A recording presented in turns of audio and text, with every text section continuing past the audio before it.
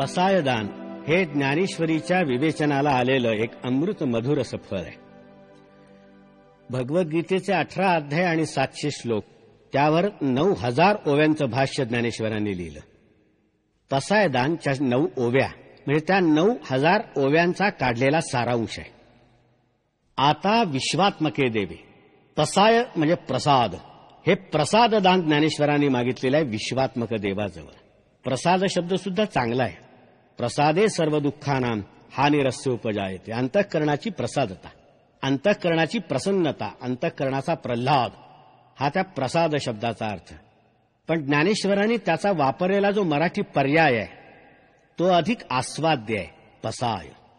हा प्रसाद ज्ञानेश्वरांनी कोणाजवळ मागावा? हा प्रसाद सुद्धा ज्ञानेश्वरीचा आरंभ ज्यांना अभिवादन करून ज्ञानेश्वरांनी केला त्या विश्वात्मक देवाजवळच ज्ञानेश्वरांनी पसायदान सुद्धा मागितलेलं आहे.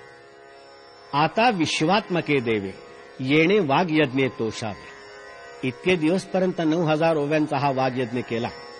यांनी प्रसन्न व्हावं या विश्वात्मक देवाने आणि तोषोनी मज द्यावे पसायदाने, आणि माझ्या झोळीमध्ये या प्रसादाची भिक्षा टाकावी. कोणता प्रसाद मागतायत ज्ञानेश्वर? पहिला प्रथम त्यांची मागणी आहे, जे खलांची व्यंकटी सांडो. काय गंमत आहे, ज्ञानेश्वरांनी संपूर्ण समाजाला भक्तीचं वरण लावलं, संपूर्ण समाजाच्या सत्प्रवृत्तीचं पोषण केलं आणि देवाच्या नादी लावलेत लोक. अशी जी सज्जन माणसं, त्यांची आठवण पसायदान मागताना ज्ञानेश्वरांना झाली नाही. झाली ज्या प्रवृत्तीने ज्ञानेश्वरांसारख्यांचा छळ केला त्या दुष्ट लोकांची आठवण पहिल्यांदा झाली, त्या खलपुरुषांची आठवण पहिल्यांदा झाली. हा सज्जन सत्पुरुषांवर अन्याय नाही काय? ज्ञानेश्वरांनी शेवटचं पसायदान विश्वात्मक देवाजवळ मागताना झुकतं माप पहिल्यांदा त्या खलपुरुषांना द्यावं, हा अन्याय नाही. ज्ञानेश्वरांना आपण माऊली म्हणतो त्याचं हे प्रत्यंतर आहे. ज्ञानेश्वरांना आपण माऊली म्हणतो त्याचं हे प्रत्यंतर आहे. याचं कारण माऊली आपल्या चांगल्या अपत्यावर प्रेम करतेच, पण वाईट अपत्याबद्दल अधिक कळवळा बाळगते. कारण तिला ही खात्री असते की आपला चांगला जो मुलगा आहे त्याच्या चांगलेपणामुळे जग त्याला जवळ केल्याशिवाय राहणार नाही. पण हा जो वांगला आहे त्याला जग दूर लोटेल. त्याला प्रेमाने जवळ घेणारं एकच स्थळ आहे, मातृहृदय. ज्ञानेश्वरांना आपण माऊली म्हणतो त्याच्यामुळे त्यांना पहिला कळवळा हा खलपुरुषांचा आहे, जे खलांची व्यंकटी सांडो. त्यांची पहिली प्रार्थना अशी आहे की खलांची व्यंकटी सांडो. व्यंकटी म्हणजे मनाचा वाकडेपणा, व्यंकटी म्हणजे मनाचा दुष्टपणा, ती सांडो म्हणजे ती नष्ट हो. ज्ञानेश्वरांनी खल नष्ट होवो असं म्हटलेलं नाही, खलांची व्यंकटी नष्ट होवो एवढंच म्हटलेलं आहे. खल राहिले तरी चालतील. त्यांचं खलत्व गळून खाली पडलं की त्यानंतर उरलेला जो मनुष्य आहे तो ज्ञानेश्वरांना स्वीकार्य आहे. याचं कारण नंतर त्या माणसाची देवत्वाकडे होणारी वाटचाल आपल्याला सुकर करता येते. ज्ञानेश्वरांचा माणसाच्या मूलभूत माणूसपणावर अत्यंत प्रगाढ अशा रीतीचा विश्वास आहे. म्हणून ते म्हणतात ते खलांची व्यंकटी सांड. अहो खुद्द गीता ज्यांनी सांगितली तो गीतेचा प्रवक्ता भगवान कृष्ण आपल्या अवताराचं प्रयोजन सांगताना असं म्हणतो, यदा यदा ही धर्मस्य ग्लानिर्भवती भारत अभ्युत्थानम अधर्मस्य तदात्मानं सृजाम्यहम्. ज्या ज्यावेळेला धर्माला ग्लानी होते तेव्हा धर्माचं अभ्युत्थान घडवून आणण्याकरता मी जन्म घेईन आणि काय करीन? परित्राणाय साधूना आणि विनाशाय च दुष्कृताम. साधूंचं मी परित्राण करीन आणि दुष्टांचा विनाश घडवून आणीन. प्रत्यक्ष श्रीकृष्ण दुष्टांच्या विनाशाची भाषा बोलतो आणि त्याचा भक्त ज्ञानेश्वर फक्त दुष्टपणा नष्ट होण्याची प्रार्थना करतो. कारण ज्ञानेश्वरांना माहिती आहे की दुष्टांना नाहीसे करून जगातून दुष्ट प्रवृत्ती कधीही नष्ट झाली नाही. त्यामुळे दुष्ट प्रवृत्ती नष्ट होण्याची प्रार्थना ज्ञानेश्वर करतायत. दुष्ट राहिला तरी चालेल. जे खलांची व्यंकटी सांडेल, कशी सांडेल त्याचीही रीत ज्ञानेश्वरांनी लगेच दुसऱ्या ओळीत दिली आहे. जे खलांची व्यंकटी सांडो ते या सत्कर्मी रती वाढो. त्यांना चांगल्या गोष्टींमध्ये, चांगल्या कर्मांमध्ये रती म्हणजे आवड वाढो. ज्ञानेश्वरांनी रती रुजो म्हटलं नाही, ते या सत्कर्मी रती रुजो म्हटलं नाही, रती वाढो म्हटलं. याचा अर्थ कितीही दुष्ट असला तरी त्याला सुद्धा सत्कर्मामध्ये रती असतेच असं या महात्म्यांनी गृहीत धरले. फक्त असलेली रती वाढो.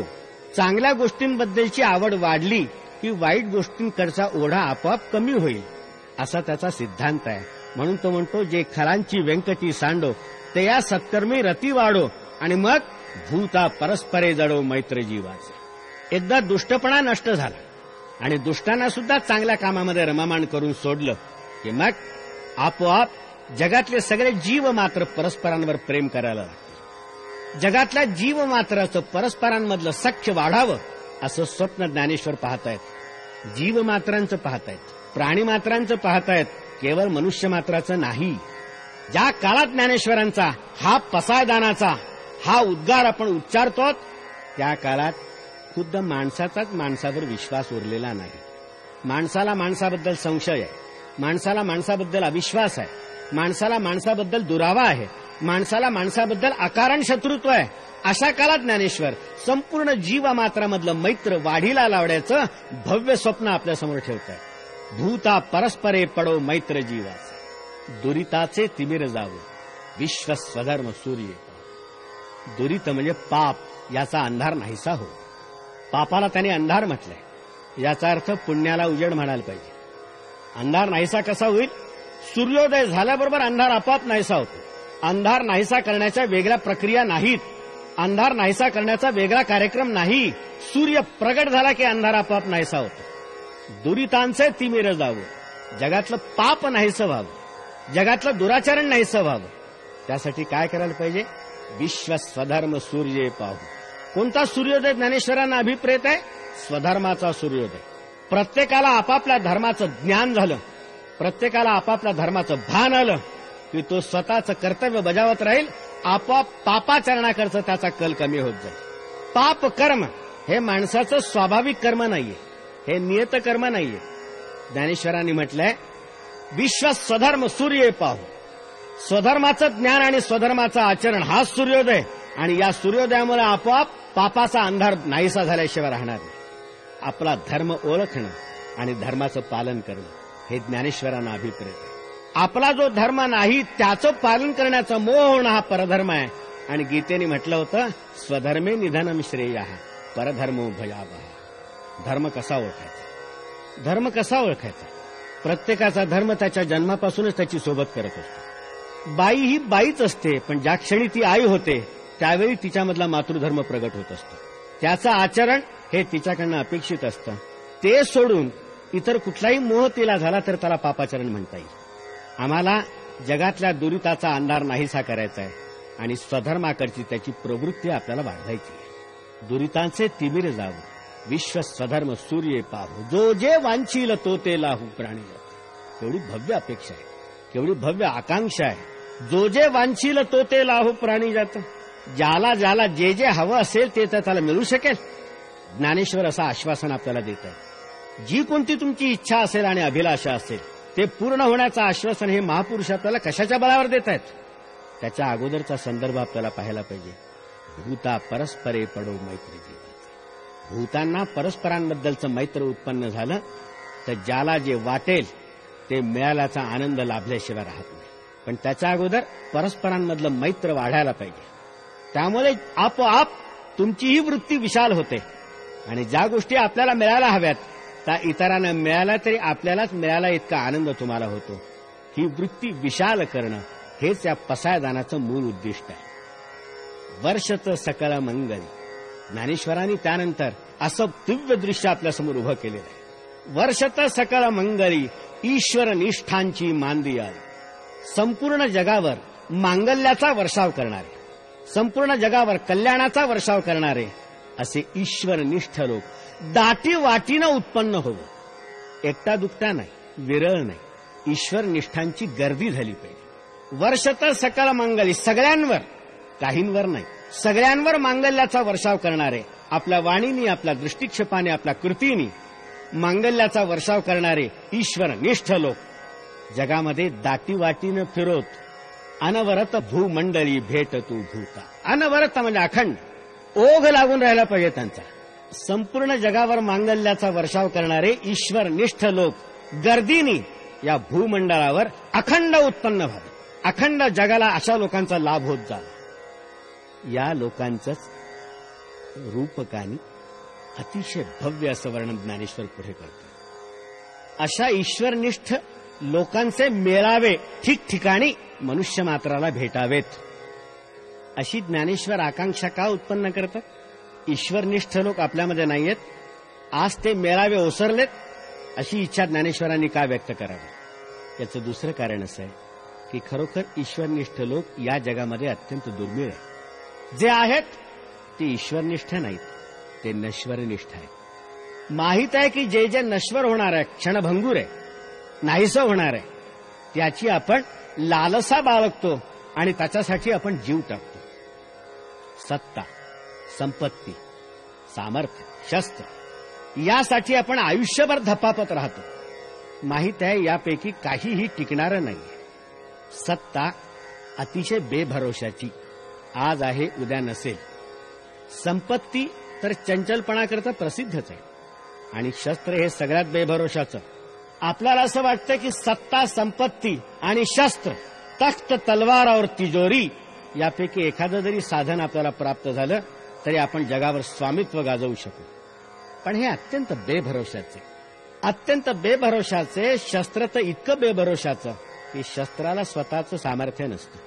शस्त्राला स्वतःचं सामर्थ्य नसतं, शस्त्राला बुद्धी नसते, स्वतःचे डोळे नसतात. असते तर शस्त्राला हे स्फुरलं असतं की आपल्याला विकत घ्यायला आलेला जो गिऱ्हाईक आहे तो मुळात दुष्ट आहे, त्याच्याच अंगावर ते उडालं असतं.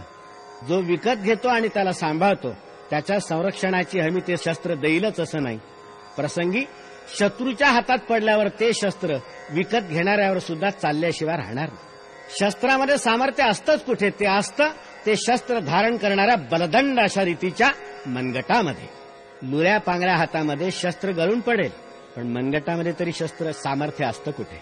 मनगटाचं तरी स्वतःचं सामर्थ्य असतं कुठे? मनगटाच्या मागे जेव्हा अत्यंत बलिष्ठ मन उभं असतं तेव्हा त्या मनगटामध्ये सामर्थ्य येतं. तुकारामाचा एक अभंग आहे, ज्या अभंगामध्ये एका रडत राऊताचं चित्र त्याने रेखाटलंय, ज्याला जबरदस्तीने घोड्यावर बसवलं, एका हातात ढाल दिली आणि दुसऱ्या हातात तलवार दिली आणि त्याला लढायला रणांगणावर पाठवलं. तिथे गेल्यानंतर तो रडकुंडीला आला आणि कुरकुर करू लागला की एक हात तलवारीमध्ये गुंतलेला आहे, एक हात ढालीमध्ये गुंतलाय, आता मी लढू तरी कोणत्या हाताने? मनगटामध्येही सामर्थ्य नसतं. सत्ता, संपत्ती आणि शस्त्र या पाहता पाहता नाहीशा होणाऱ्या बेभरोशाच्या गोष्टींच्या प्राप्तीसाठी आपण जन्मभर जीव टाकत असतो. या सगळ्या नष्ट होणार.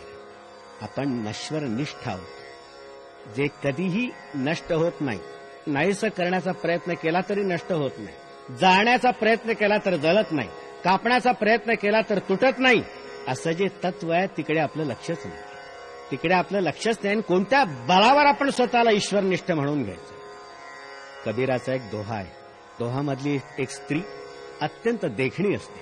तिच्या नवऱ्याने तिच्या सुंदर नाकाकरता अत्यंत प्रेमाने एक अत्यंत मोलाची नथ विकत आणली. ज्याला त्याला दाखवत सुटली की माझ्या नवऱ्याचं माझ्यावर किती प्रेम बघा, एवढी महाग नथ त्यांनी माझ्याकरता घेतली.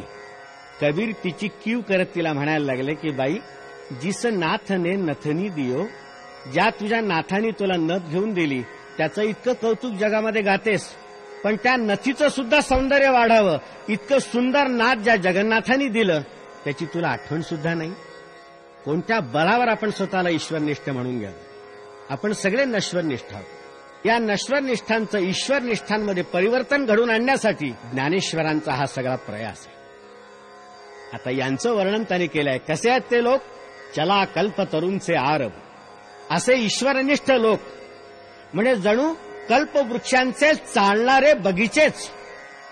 अरण्यामध्ये एखादा कल्पवृक्ष असतो, ओळखू येत नाही. एखादा कल्पवृक्ष असतो, धुंडावा लागतो, शोधावा लागतो. पण या बगीचांमध्ये सगळेच कल्पवृक्ष, त्यांच्यापर्यंत तुम्हाला जाण्याची गरज नाही, तेच तुमच्यापर्यंत चालत येतील. ईश्वरनिष्ठ लोक त्या कल्पवृक्षांच्या उद्यानासारखे आहेत. चला कल्पतरूंचे आरव, चेतना चिंतामणीचे गाव. चिंतामणी नावाचं रत्न असतं. जसं कल्पवृक्ष मनात आलेल्या सगळ्या कल्पना न सांगता पूर्ण करतो, तसं चिंतामणी नावाचं रत्न मनातल्या सगळ्या चिंता न सांगता दूर करतो. हे ईश्वरनिष्ठ लोक चिंतामणी नावाच्या रत्नांच्या, सजीव अशा चिंतामणींच्या वसाहतीच आहेत. जो माणूस म्हणावा तो चिंतामणीसारखा तुमच्या काळजा हरण करणार. चला कल्पतरूंचे आरव, चेतना चिंतामणीचे गाव, बोलते जे अर्णव पियुषाचे. आणि हे अमृताचे बोलते समुद्र, यांच्या तोंडातून जे उद्गार निघतील ते अमृतासारखे मधुर. यांच्या तोंडातून जे उद्गार निघतील ते अमृतासारखे संजीवक, आणि त्यांचे समुद्र ज्याचा थांग लागत नाही. हे अमृत कधी संपण्याची भीती नाही. वार्षिये वीण सागरू जले जैसा निरुपचारू. ज्याप्रमाणे कितीही दुष्काळ पडला पाण्याचा तरी समुद्र आटण्याची भीती नसते. हे तर अमृताचे समुद्र आहेत. कोणत्याही परिस्थितीमध्ये हे अमृत कमी होण्याची शक्यता नाही. बोलते जे अर्णव पियुषाचे चंद्रमे जे अलांछन. हे चंद्रासारखे आहेत, पण चंद्रावर लांछन असतं, ज्यांच्यावर एकही लांछन नाही. हे पूर्णपणे निष्कलंक चंद्रासारखे. यांची प्रभा सर्वांना सुखद अशा रीतीचा आल्हाद दिल्याशिवाय राहणार नाही. मार्तंड जे तापहीन प्रखर अशा रीतीचा प्रकाश आहे यांचा मार्तंडासारखा. पण मध्यान्नीचा सूर्याचा ताप असतो, यांचा तसा ताप नाही. तेजपुंज आहेत, पण ताप नाही, त्रास नाही दुसरा कोणाला. ते सर्वाही सदा सज्जन सोयरे होत. कसे आहेत ईश्वरनिष्ठ लोक? सदा सर्वांना सज्जन आणि सोयरे होणारे आहेत. ज्ञानेश्वरांनी शब्द अत्यंत काळजीपूर्वक वापरले आहेत. ते कधी कधी काही काहींना सज्जन सोयरे होतो असं म्हटलेलं नाही. सगळ्यांनाच नेहमीच सज्जन सोयऱ्यासारखे होतील, आप्तांसारखे होतील. ज्ञानेश्वरांनी शब्द सुद्धा काय वापरलाय? सज्जन सोयरे. तुमचा माझा अनुभव असा असतो की जो सज्जन असतो तो सोयरा बनण्याची आशा नसते. जे सोयरे असतात ते क्वचितच सज्जन असतात. पण ज्ञानेश्वरांनी असे आप्त आपल्याला मिळवून दिलेले आहेत की जे अखंड सज्जन असतात आणि सगळ्यांनाच आपल्या सौजन्याचा सदैव लाभ देत असतात. किंबहुना सर्वसुखी पूर्ण होऊन तिन्ही लोकी भजी जो आदि पुरकी अखंडित. सर्व प्रकारच्या सुखांचा लाभ होऊन तिन्ही लोकांमध्ये परिपूर्णतेचा अनुभव घेत जो आदि पुरुषाची अखंड उपासना करतो. अशांचं चित्र ज्ञानेश्वरांनी आपल्यासमोर उभं केलेलं आहे. ही एक आदर्श समाज व्यवस्था ज्ञानेश्वरांच्या प्रतिभेने आपल्यासमोर शब्दांनी साकार केली. ज्याला कोणाला जेव्हा केव्हा आदर्श समाज रचना निर्माण करायची असेल त्यासाठी पसायदानाच्या रूपाने ज्ञानेश्वरांनी एक नीलचित्र उपलब्ध करून दिलेले आहे. त्यानुसार आपल्याला करता येईल. ज्ञानेश्वरांनी हे भव्य स्वप्न आपल्या डोळ्यासमोर पाहिलं आणि 700 वर्षापूर्वी रेखाटून ठेवलं. 700 वर्षापूर्वी रेखाटून ठेवलं. ठेवताना प्रश्न असा विचारला, हा होईल दान पसावं? हा दानप्रसाद खरंच होईल? इतका चांगला समाज खरोखर अस्तित्वात येईल? निवृत्तीनाथांनी विश्वेश्वराच्या वतीनं उत्तर दिलं, होईल. आणि ते उत्तर ऐकून ज्ञानेश्वर सुखिया झाला, संतुष्ट झाले. या घटनेला आज 700 वर्ष पूर्ण झालेली आहेत. हे पसायदान ज्ञानेश्वरांनी नेवाशाला त्यांच्यासमोर ज्ञानेश्वरी ऐकण्याकरता जो समुदाय बसत होता त्याच्यापुरतं मागितलेलं नाही. हे पसायदान त्यांनी आळंदीच्या लोकांपुरतं मागितलेलं नाही. हे पसायदान त्यांनी सर्व भूतमात्रांसाठी मागितलेलं आहे. या भूतमात्रांमध्ये त्यांचाही समावेश आहे, ज्यांनी आळंदीमध्ये आणि पैठणमध्ये ज्ञानेश्वरांचा छळ केला होता. त्यांना जीवन जगणं असह्य करून सोडलेलं. त्यांच्यावर कलंक ठेवला होता. आईबापाच्या बलिदानाचं प्रायश्चित्त घेऊन सुद्धा ज्यांच्यावर ब्राह्मण्याचा संस्कार करण्याचं नाकारलं होतं, साधा मनुष्यपणाचा सुद्धा अधिकार त्यांचा हिरावून घेतलेला होता. एवढा मोठा अन्याय ज्या लोकांनी केला त्यांच्याही करता ज्ञानेश्वरांनी हेच पसायदान मागितलेलं आहे. एवढं थोर अंतःकरण असलं पाहिजे ज्ञानेश्वरांचं. आपल्या लक्षात येईल, जगाने ज्ञानेश्वरांच्या हातामध्ये विषाने भरलेला प्याला दिला. या महापुरुषांनी अजिबात काकू न करता तो उठाशी लावला. एवढीशीही तक्रार न करता तो प्राशन केला, आपल्या पोटामध्ये जिरवला आणि मुरवला. आणि त्यानंतर या माणसाच्या तोंडातून जी पहिली चूळ बाहेर पडली त्यामध्ये या विषाचा एक थेंब नव्हता. होतं ते सगळं अमृत. जगाने याला विष दिलं, त्याचे आणि अमृतामध्ये रूपांतर करून टाकले. ज्ञानेश्वरीची प्रत्येक ओवी ही अमृतामध्ये चिंब भिजलेली ओवी असल्याचा अनुभव जो येतो तो या करण्याने.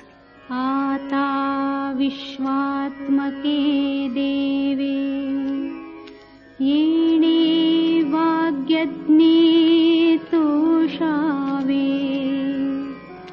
तोषोनी मज द्यावे पसाय दान हे जे खळांची व्यंकटी सांडो तया सत्कर्मी रती वाढो